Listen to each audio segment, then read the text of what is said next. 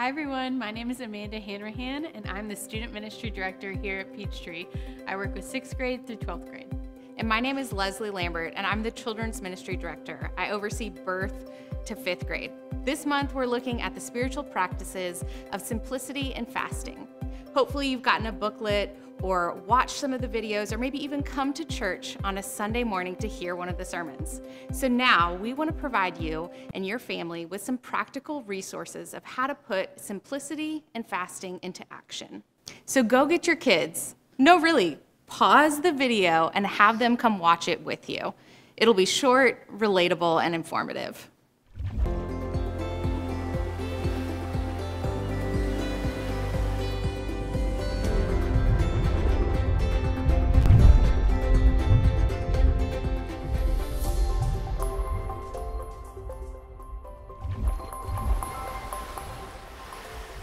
We know you may not be as familiar with these practices, so we would love to know how you've been interacting with them this month. Send us a message so we can stay up to date with what you've been learning.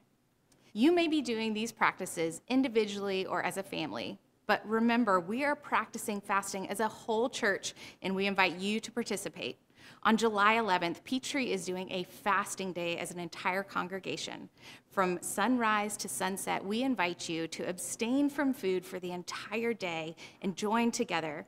You can check out more details on the website listed below.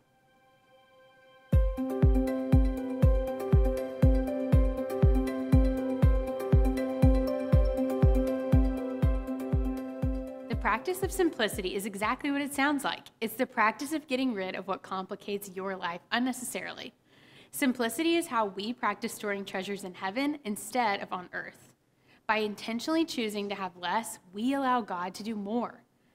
In Luke 12:15, Jesus says, "Watch out, be on your guard against all kinds of greed. Life does not consist in an abundance of possessions." The goal of our lifetime is not to accumulate more stuff, it's to be close with Jesus and to live like he did. In order to do this, we need to simplify our lives and make more room for time with God. I think there are two main categories where you as children and students can prioritize simplifying your lives. The first area focuses on clutter and shopping. I personally love to shop. My husband always laughs at me that I can roam around Target or the mall for hours and just browse, even though I don't need anything.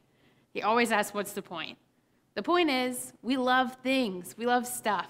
Even the idea of a mall is crazy. I just left one store where I bought a top and jeans, and then I go to the next store and I get a dress and more jeans, even though I don't need it. We like the latest things.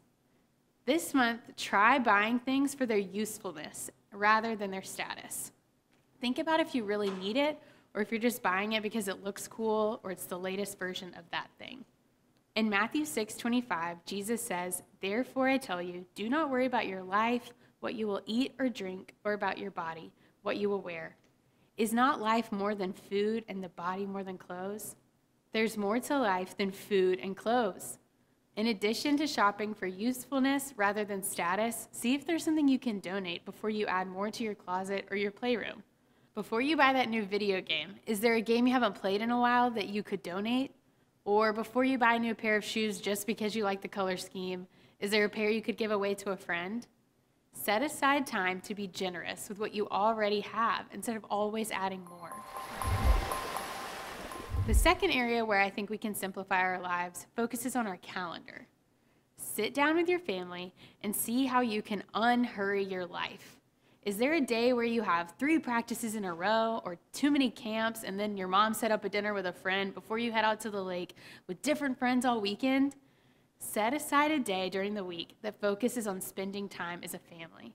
Plan a creative dinner out or at the park. Block off an hour where no one is allowed to be at a neighbor's house or have a doctor's appointment or go to soccer practice. Your only option is to unhurry your day and catch up as a family. However you choose to spend this time, pay attention to how God speaks to you through your newfound availability. You'll be amazed at how doing less actually allows you to experience more. Fasting is our second spiritual practice for July, and it's a great one, but if you're anything like me, your experience is pretty limited with it.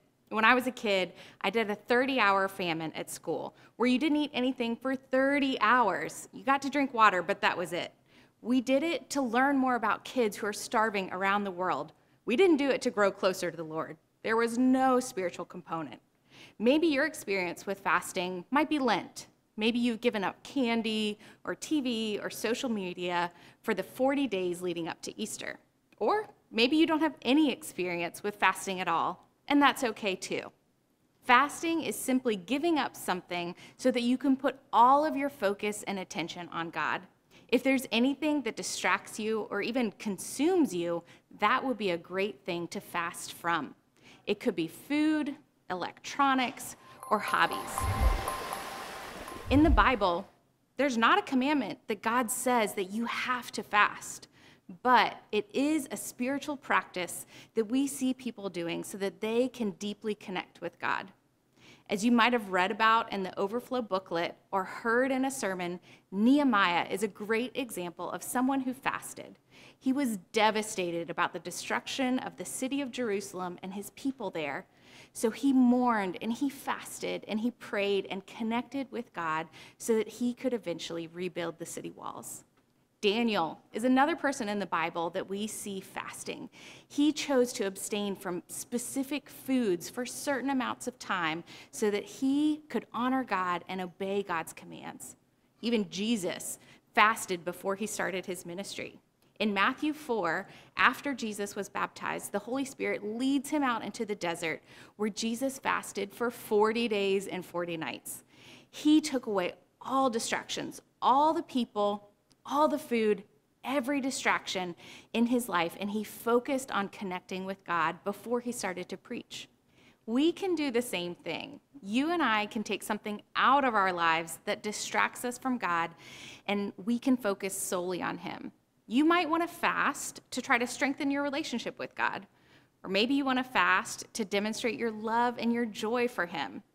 Or maybe you want to process through some sorrow and despair and remove all distractions and temptations and connect with God through fasting and prayer. Fasting takes some self-control and reliance on God, but it's actually pretty easy. You can do it. You can fast for the whole month of July from a specific thing like sodas or desserts. You could do this individually or as a family, so you have a support system. You could take a whole day and fast from all food except for water. When you get a craving, you have to ask God to help you. Pray before, during, and after your fast. But fasting doesn't just have to be food.